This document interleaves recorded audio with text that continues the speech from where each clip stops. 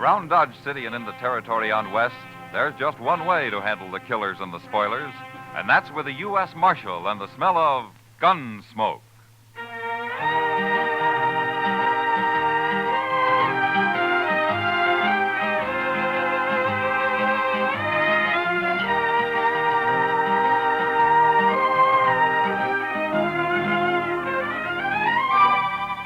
Gunsmoke, starring William Conrad. The story of the violence that moved west with young America. The story of a man who moved with it. Matt Dillon, United States Marshal.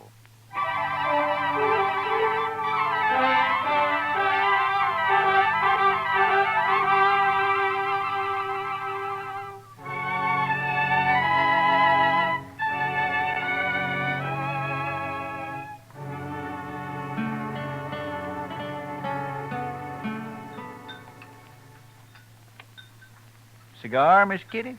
You know I don't smoke in public, Chester. Oh, excuse me. Mr. Dillon? Thanks, Chester. Yeah, I believe I will.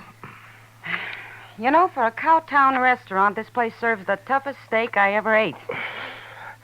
Well, you should have had the calf fries, Kitty. Next time, I certainly will. Say, that reminds me. When are we going fishing, Mr. Dillon? You said last week we might take a day off soon. All right. How about now, this afternoon? You mean it? Well, sure. You want to go, Kitty? Oh, thanks, Matt, but there's a new girl at the Texas Trail. I told her I'd help her make a dress today. I'm late now. Huh? Well, I'll have to drop by the office first, Chester. All right. If you want any help eating those fish, let me know. You know how to cook catfish? You bet I do. We'll be around then. Say, Mr. Dillon, look at those men down there by the jail. Huh? Now, what's so curious about a wagon load of buffalo hides, I wonder? Maybe they got a white one. If they have, I want it. See you later, Matt. Chester? So long, Bye, Miss Kitty. Kitty.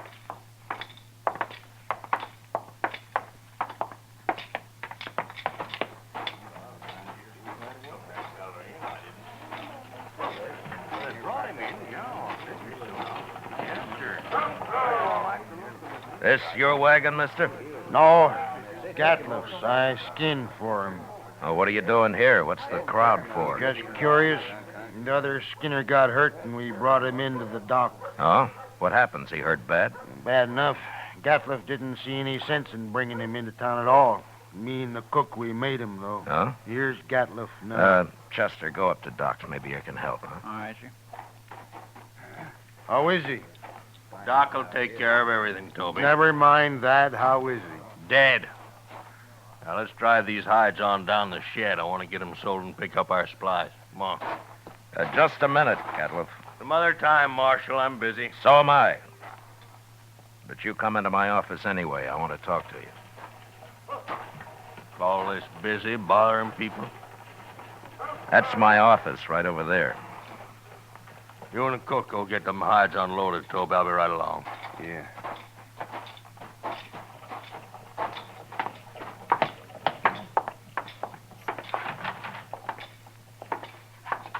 Now, what do you want, Marshal? You new around here, Gatliff? Any law in it? It depends. What happened to your Skinner? Billy? He hurt himself, that's all. He's dead, isn't he? Yeah, he's dead. Look, Gatliff, anything you don't want to tell me, I can ask Doc about. There's nothing to tell, Marshal. He got hurt and he died, that's all. When did he get hurt? Last night. And why didn't you bring him in last night? Why, them other fellers, the cook and Toby, they figured he was done for anyway and didn't want to bother, I guess. Is that so? You're the boss, aren't you? Sure I am. But you know how men are when they get out in camp, Marshal. You don't want to push them too far. They get touchy, kind of. What happened to him, Gatliff? How'd he get hurt? I don't rightly know, Marshal. He was alone in camp, and when we got there, he'd gone and burnt himself. Burned? Burned with what? Hot lead, Marshal. Spilt it all over him.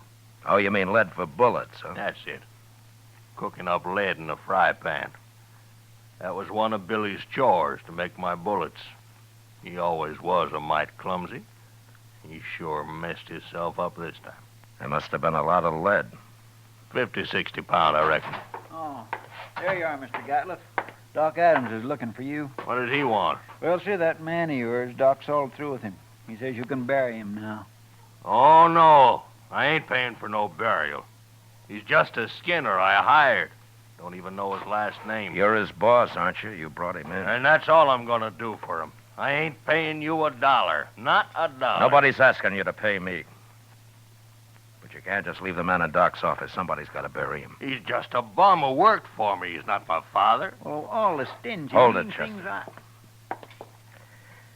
All right, Gatliff. We'll take care of him. You can go now. He's caused me trouble enough. I don't want to hear any more about him ever. Well, that's about the most unfeeling man I ever did come across. What about that Skinner, Chester? Tell me. Oh, I swear it was terrible, Mr. Dillon. He was burned all over his head and his face and across his chest. Doc said he don't know how that fellow lived as long as he did. Could he talk? Oh, Doc told me he couldn't say a word. Well, how do you suppose it happened? Why, hot lead. Had a whole pan full of it, from what I hear. Yeah. 50 or 60 pounds of it. That much? Well, I can believe it. I can't. What man's going to pick up 60 pounds of molten lead and spill it in his own face? That's the most stupid story I ever heard. Well, say now, I hadn't thought of that. Mr. Dillon, you're right. Of course, there's another way it could have happened. What's that? Somebody could have pushed his face down into it. Oh, my goodness. Who? I don't know. Gatliff, or maybe Toby. You know where Toby went? Well, no, I don't. But him and the cook probably went over to the Alfraganza to drink up their wages. All right. Go do something about burying that man, Chester, will you? I'll be back later. All right, sir. I'll tend to it.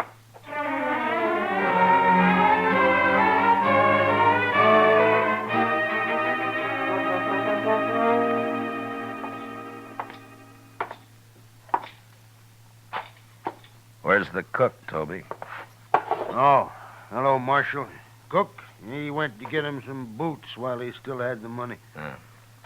Come on over to a table. I'll buy you a drink. You will? Well, I mean, sure, Marshal, sure. Sam, set out a bottle of rye and another glass, will you? Yes, sir.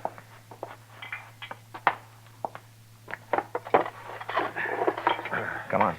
Yeah.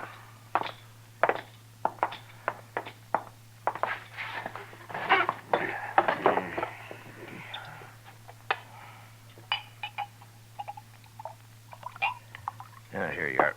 Thank you. Well, here's to your friend, Billy. He's no friend of mine, but he died a bad death. I'll drink to him.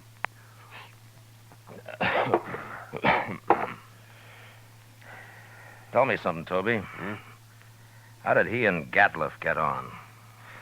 You see Gatliff's eyes, Marshal? Yeah, I did. He's got powder specks shot into them. They look like turkey eggs. Yeah? You don't get on with a man like that. Yeah. Well, why do you work for him, then? Marshal, I get 25 cents a hide, and I can skin over 20 buffalo a day. But I've worked for hunters who couldn't kill enough to keep up with me. Gatliff's a good hunter. And that's the only reason at all I work for him. Now, if he's such a good hunter, how come I've never seen him in Dodge before? And the man's greedy, Marshal. He's downright wicked about money. He figures he can save time and make more money by selling his hides to buyer's agents on the prairie. Yeah. He gets less out there, but he can kill and sell more that way. That Gatliff never stops killing buffalo. He came in with a load of hides today. Just 'cause we made him come in with Billy. And another thing, we've been out 4 months, Marshal. He must owe Billy $800. Oh? Yeah, most hunters would have split that with the crew, but not Gatliff. He like to took my head off when I mentioned Hey, it. want another drink? Oh, yeah, sure. Tell me about the accident, huh? Well, Billy was melting lead in a fry pan, and the way I figured he must have tripped somehow, fallen smack into it, and when we rode in, we found him rolling around on the ground. That's all I know. When who rode in? Me and the cook. The cook skins on days Billy's making bullets. Now, where was Gatliff? Oh, he went in just ahead of us. How long ahead of you? Not long, maybe about 20 minutes. Then he found Billy first, is that it? Yeah, so he did. Hey, I hadn't thought of that before, Marshal. So that's why you've been asking so many questions. Well, I wasn't sure, Toby, but I expect you're telling the truth. The cook backed up your story. Sure, I'm telling the truth. That's what happened, all right. Yeah, Gatliff killed him. He murdered him. Any idea why he would? Well, sure I do. There's only one thing Gatliff wants, and that's money. He killed Billy just so you wouldn't have to pay him his wages due. Yeah, maybe. Why don't you arrest him, Marshal? There's no real evidence, Toby, none at all. And it's bad for the law if I arrest a man and later he goes free. Unless he's innocent, of course. He ain't innocent. How come this didn't occur to you before, Toby? Why, I don't know, Marshal. I sure don't. You going back out on the prairie with him? I ain't afraid of him. I'll be sleeping with one eye open from now on. It'd be a pleasure to kill him after what he done. Self-defense, of course, Marshal. Yeah. But if you let on you're suspicious, he'll sure try to kill you. Not me. He can do his killing on somebody else. The cook, maybe? I ain't even gonna tell the cook. Yeah. You'll be leaving in the morning, I suppose. About dawn, I reckon, soon as Gatliff hires a new skinner. Now, the bottle's yours, Toby. Oh? And, good luck. Well, I sure do. Thank you, Marshal.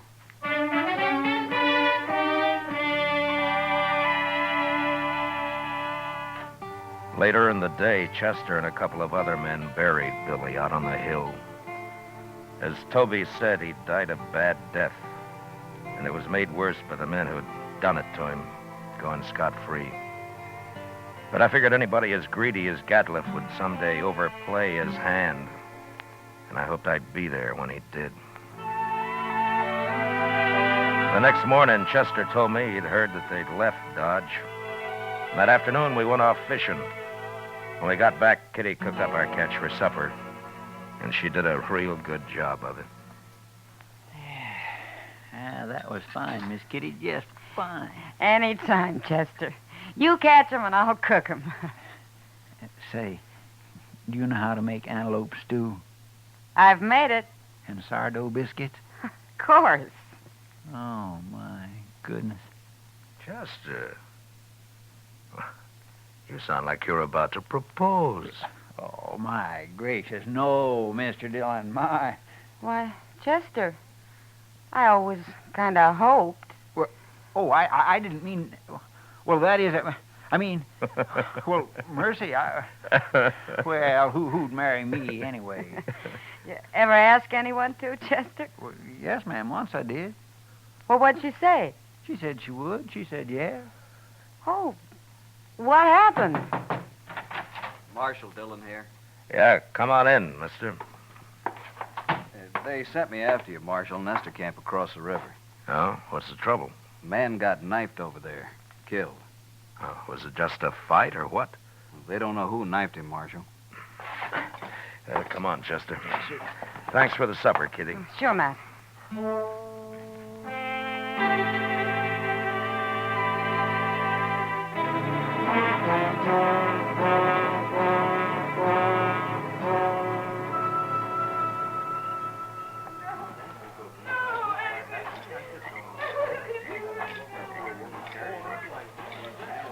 He was knifed in the back, Mr. Dillon.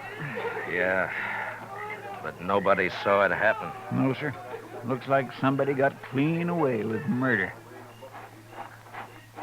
Well, hello there. Marshal Dillon, That's right. What can I do for you, son? that man that's dead. Huh? What about him?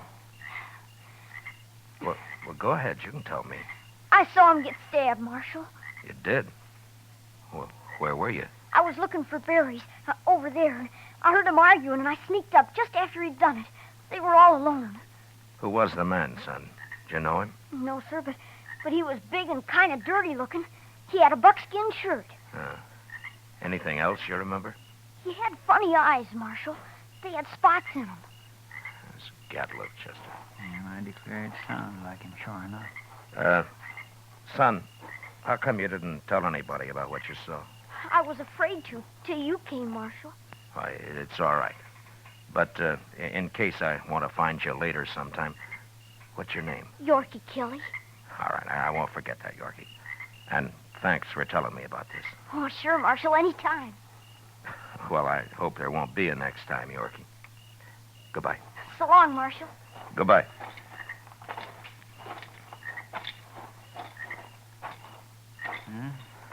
Guess it was Gatliff, all right. Yeah. Seems like a dangerous sort of man to be running loose. No, I got him now, Chester. As soon as I find him. I hope so, Mr. Dillon. I certainly do hope so.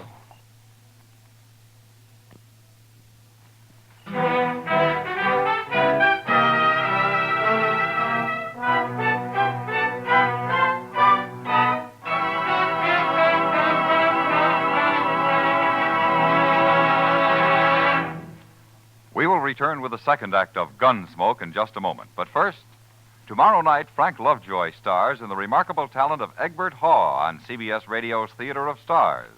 Also tomorrow night, hear Lionel Barrymore on your Hall of Fame Playhouse. Now the second act of Gunsmoke.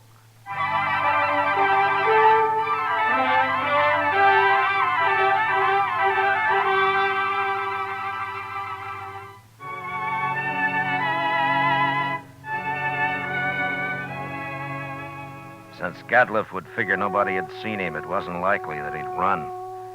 And anyway, there wasn't much sense in trying to track him down in the dark. So Chester and I didn't start out until the next morning. Ordinarily, a man would ride into the prairie and disappear. But with Gatliff, it was a little different. At least we knew he'd be somewhere around Buffalo. It was late afternoon before we reached good hunting grounds, and almost dark when we spotted the first hunter's camp.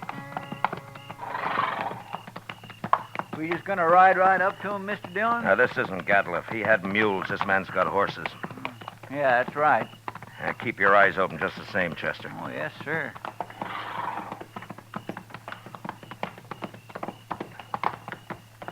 Get down, stranger. Thank you. Supper will be ready. Cook, throw some more tongue in that stew pot. Don't like buffalo tongue. You'll go mighty hungry in this camp. Oh, thanks, mister. Hey, you're a lawman. Matt Dillon. I'm a U.S. Marshal. My name's Tom Mercer. How are you? This is Chester Proudfoot. How'd you do? Mr. Mercer? Come over by the wagon, sit down. Supper'll take a little longer now. Anyway, my skinners won't be in for a while yet.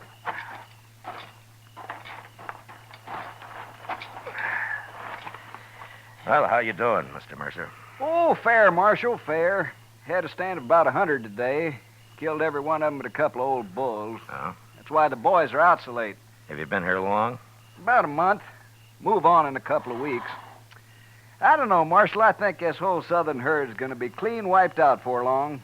Next year, I'm going to Dakota. Too many hunters, maybe, huh? That's just it. That's it, exactly. Have you seen any in the last day or two, Mr. Mercer? Just who you looking for, Marshal? Man named Gatliff. Big man. Speckled eyes. What's he done? You know him? No, I don't. Nobody's come near us in over a week. You're not much help. Except for that stew the cook's making. Oh, you like that. We're having dried apples, too. Oh? I mighty near could eat a buffalo raw, the entire beast. You must be part Indian. Well, no, sir. I've seen one of them eat a whole liver raw.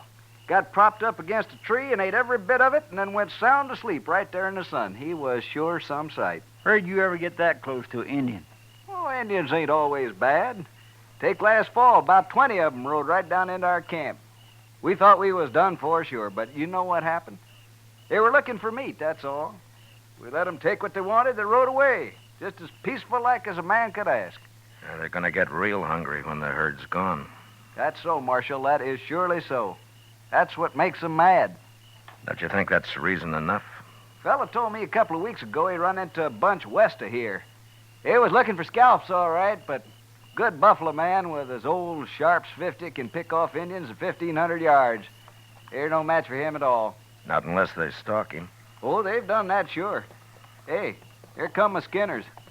Let's go get outside some of that stew. Good. All of it. Don't you ever feed this man, Marshal? Only when he works, Mr. Mercer. Oh, now, Mr. Dillon.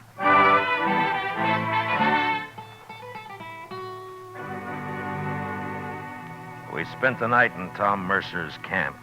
And at dawn, just after breakfast, we said goodbye and rode on west. There was a lot of country out there, and all we could do was ride through it till we ran into him. In the next 2 days, we met plenty of hunters, but we didn't find Gatliff. About noon of the third day, we cut the trail of a wagon train and figured that it'd be that of a hide buyer's agent who'd come into the field to do business on the spot. And an hour or two later, we saw him. A long string of ox-drawn wagons piled high with buffalo hides. And there was a man on horseback leading the train. We rode up to him. Hello there. Well, that's quite a load you got, mister. 10,000 so far. But what are you doing way out here, Marshal? I'm looking for a hunter named Gatliff. You know him? Sure I do. Just picked up a load from his rick early this morning. Is he in trouble? Yeah, he sure is. Where is he? Straight south of here a couple of miles. Can't tell you exactly. He moves around a lot. Well, that's close enough for us. Thanks a lot, mister. Sure, Marshal. I never did like him anyway.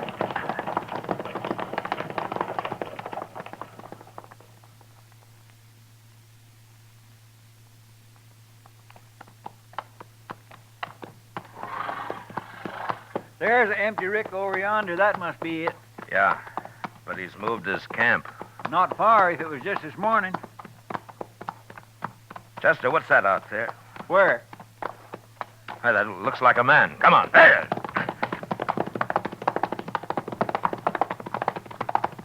Oh.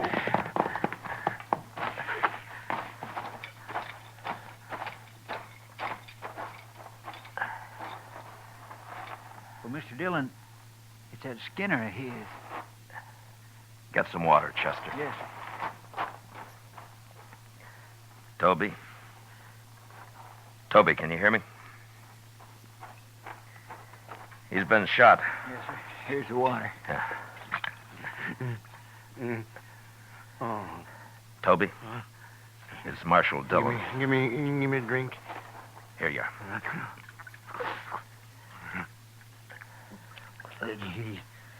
He shot me, Marshal. Oh, what happened? Where's the rest of the crew? They run off.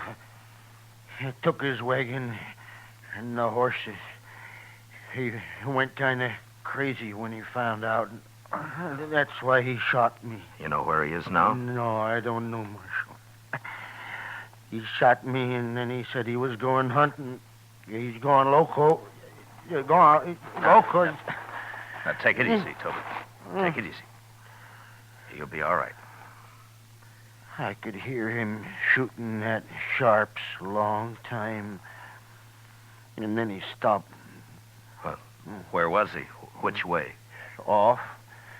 Behind me there. I could hear him. Chester, you stay with him. I'm going after Gatliff. All right, sir.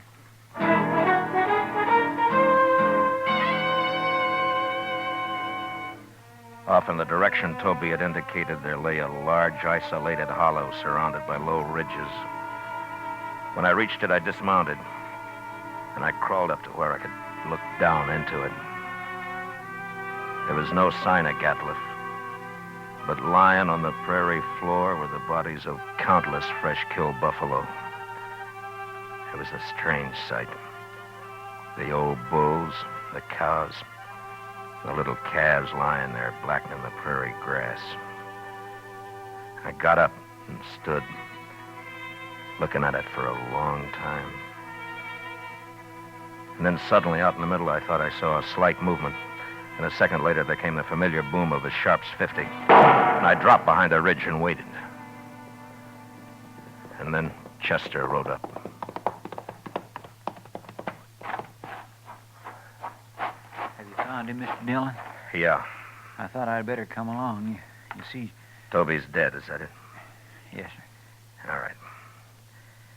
Well, Gatliff's down there in the middle of the hollow. But we can't get anywhere near him as long as he's got that Sharps rifle. He's killed a small herd of buffalo in there, and now he's lying out in the center of them. Well, that's the darndest thing I ever heard of, Mr. Dillon. He must have gone crazy, just like Toby said. Yeah. What's he shooting at now?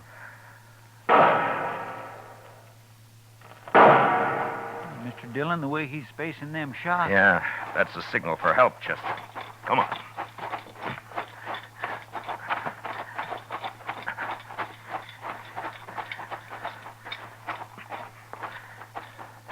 Say, Maybe this is a trap. Be ready to take cover behind one of these animals. It might be.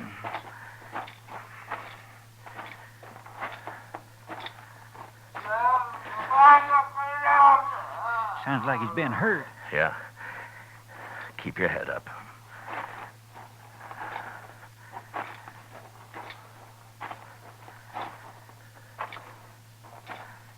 There he is. Behind that big bull. Yeah, I see him. Why, Mr. Dillon, he's all... There have been horses in here. Indians. My goodness. Come on.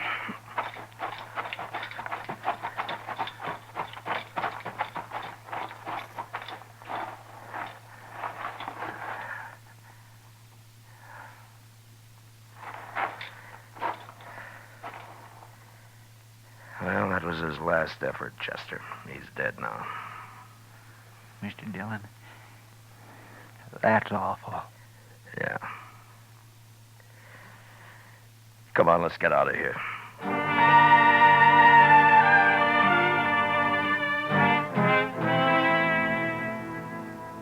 I don't know how the Indians caught Gatliff. He'd gone a little mad, and maybe that made it easy for him. But they finally got themselves a buffalo hunter. And into their unbelievably savage torture of him had gone all the hatred and desperation of a race being slowly starved and driven from their homeland. And then they'd put him there, surrounded by his own bloody slaughter. And they'd gone off with a gesture of contempt, leaving his rifle and his ammunition by his side. And having seen what they did to him, I'll never know how he managed to fire even one of those shots. For all of his evil, Gatliff had died harder than any man I'd ever seen. Chester and I rode back to Dodge. And it was never mentioned between us again.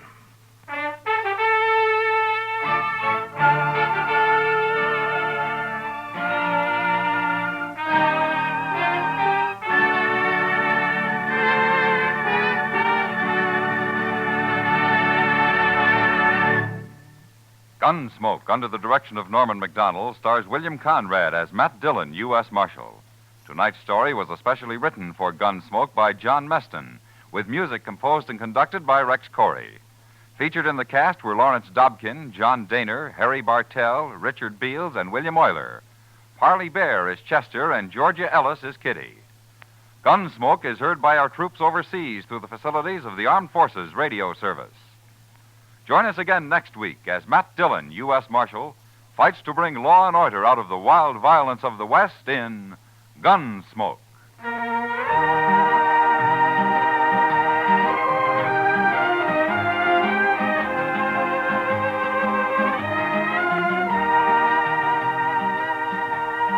Monday night on CBS Radio, hear the concluded suspense production of Shakespeare's tragic drama Othello, starring Richard Widmark, Elliot Lewis, and Kathy Lewis. Also Monday night, don't miss the Lux Radio Theater's charming excursion into fantasy, The Bishop's Wife, starring Cary Grant and Phyllis Thaxter. George Walsh speaking, and remember, there's fast, funny quizzing on The Bob Hawk Show, Monday evenings on the CBS Radio Network.